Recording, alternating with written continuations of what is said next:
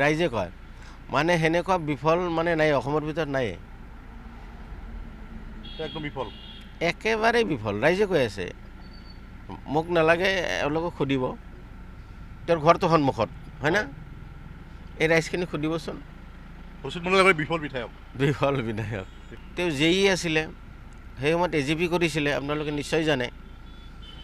AGP কৰি চাকৰিৰ resign দি পেলাই ডাইৰেক্ট কংগ্ৰেছত আহিলে।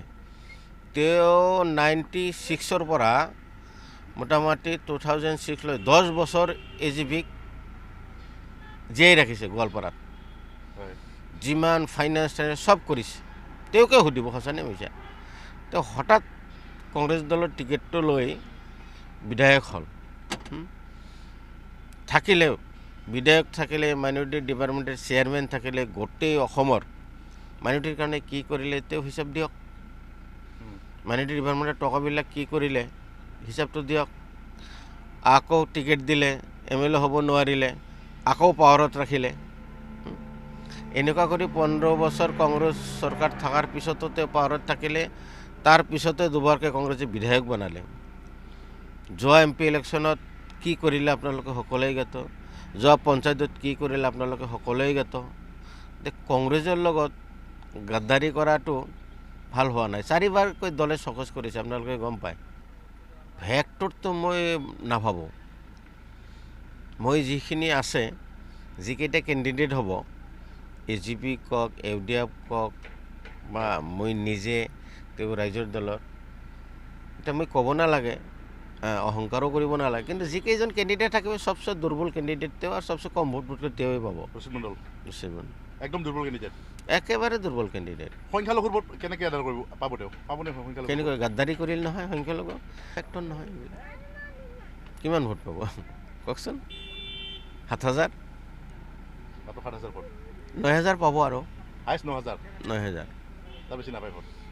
ক'ত পাব, কিয় পাব, নাপায়। মই কি সবচে কম ভোট পাব ৰচিদ মণ্ডল। ৰাইজৰ দলে। যোৱাবাৰো আপোনালোকে চাওক, আমিনুল হয় না, ৰাইজৰ দলৰ কেণ্ডিডেট আছিল।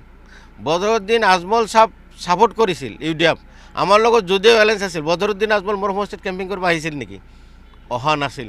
হেলিকপ্টাৰৰ খৰচো মই দিব খুজিছিলোঁ, অহা নাছিল। UDF ৰাইজৰ দল মিলি আমিনুল ইছলামক কেণ্ডিডেট কৰাইছিল ভিতৰে ভিতৰে। কিমান ভোট পাইছে? 4,000 কিমান। ৰাইজ সচেতন, একদম সচেতন। কিন্তু অখিল গগৈয়ে ঠগিলে কংগ্ৰেছক, অখিল গগৈয়ে ৰচিদ মণ্ডলক লৈ গ'ল। এইটোৱে মই কোৱা নাই, আমাৰ সভাপতি কালিৰ পৰা কৈ আছে, একচুৱেলি কৰিব নালাগিছিল। কংগ্ৰেছৰ দলৰ লগত তেওঁ যদি সঁচাকৈ কংগ্ৰেছৰ লগত আন্তৰিকতা আছে, মিলিব খুজিছে, একচুৱেলি মিলাই ল'ব লাগিছিল। যে কংগ্ৰেছৰ লগত বেয়া কোনবিলাক, সিহঁতক আমি ল'ব নালাগে, সেইটো ল'ব নালাগিছিল। বাকী অখিল গগৈ বাকী কথাবিলাক হাইকমাণ্ডে চিন্তা কৰিব, এইবিলাক মই মন্তব্য। আপুনি সকলোতকৈ এজন বিফল বিধায়ক বুলি তেওঁক আপোনাক অভিহিত কৰিছে। হয়, বিফল মই এইপিনে তেখেতে হোটেল বনাইছে, ইটাৰ ইণ্ডাষ্ট্ৰী বনাইছে, বহুত ঠিকা ঠুকলি কৰাৰ অভিজ্ঞতা লৈছে। মই তেখেতে বহুত মাটিও কিনিছে। মই কিন্তু এই 20 বছৰ ৰাজনৈতিক জীৱনত মই গুৱাহাটীৰ 2টাকৈ ঘৰ বাৰী বিক্ৰী কৰিছোঁ, সমষ্টিৰ 100 বিঘা মাটি বিক্ৰী কৰিছোঁ, 1 বিঘা মাটি কিনিব পৰা নাই। মই এটা ইটাৰ ভাটাও কৰিব পৰা নাই, এটা হোটেলো কৰিব পৰা নাই, এটা বিল্ডিঙো বনাব পৰা নাই। গতিকে মই এইপিনেদি অৱশ্যে বিফল।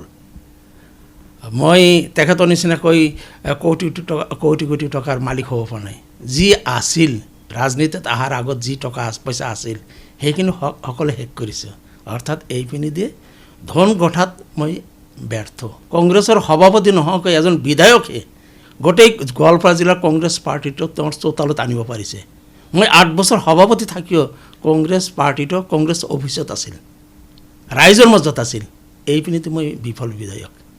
বাকী ৰাইজৰ কাম কাজৰ ক্ষেত্ৰত সেইটো মই যি সমষ্টিৰ বিধায়ক আছিলোঁ, সেই চাৰ্টিফিকেটটো সেই সমষ্টিৰ ৰাইজে দিব। তেখেতে সেই চাৰ্টিফিকেটটো দিব নোৱাৰে, কাৰণ তেখেতে 2016 চনত সেই বিধায়ক হৈছে, আৰু মই 2006 চনৰ পৰা বিধায়ক হৈ আছোঁ। কৰক, 126টাতো কৰক না, আমি সাজু আছোঁ। মই অখিল গগৈ ডাঙৰীয়াক ক'ম, কংগ্ৰেছে দিয়ক যে গোটেই অসমত ফ্ৰেণ্ডলি হ'ব লাগে, হওক 126টাতো হওক। কংগ্ৰেছে 100টাত খেলিব 100টাতে ফ্ৰেণ্ডলি হৈ যাওক 100টাতে আমি ৰাইজৰ দলে যাম মই অখিল গগৈ ডাঙৰীয়াক সেই ৰিকুৱেষ্ট কৰিম কাৰণ গৌৰৱ গগৈ ডাঙৰীয়া গোৱালপাৰা পূব সমষ্টিত আহি ৰাইজৰ কাষত নাথাকে সদায় সোনিয়া গান্ধী ৰাহুল গান্ধী প্ৰিয়ংকা গান্ধী ৰাইজৰ ওচৰত নাথাকে পূব গোৱালপাৰাত নাথাকে ৰাইজৰ ওচৰত থাকিব তেওঁলোকৰ ডাইৰেক্টলি যাক ভোট দিছে MLA আৰু MP কিমানখিনি ভাল পাই আছে গোটেই ধুবুৰী লোকসভাত ঘূৰি খবৰ লৈ লওক আৰু বিধায়কজনৰ প্ৰতি মানুহৰ কিমানখিনি বিশ্বাস আস্থা আছে ৰাইজেই ক'ব এইটো মই কোৱাৰ কোনো প্ৰয়োজন নাই আৰু নিশ্চিতভাৱে তেওঁ ইমানখিনি পপুলাৰ হৈ থাকিলে মই নিৰ্বাচন খেলাৰ সাহসেই নকৰিলোহেঁতেন মই সাহস কেনেকৈ পাইছোঁ নিশ্চয় সুৰুঙা আছে মই কিয় এই সাহসটো কেনেকৈ আহিল যে ৰাইজৰ পৰা সঁহাৰি পাইছোঁ কাৰণে সাহস হৈছে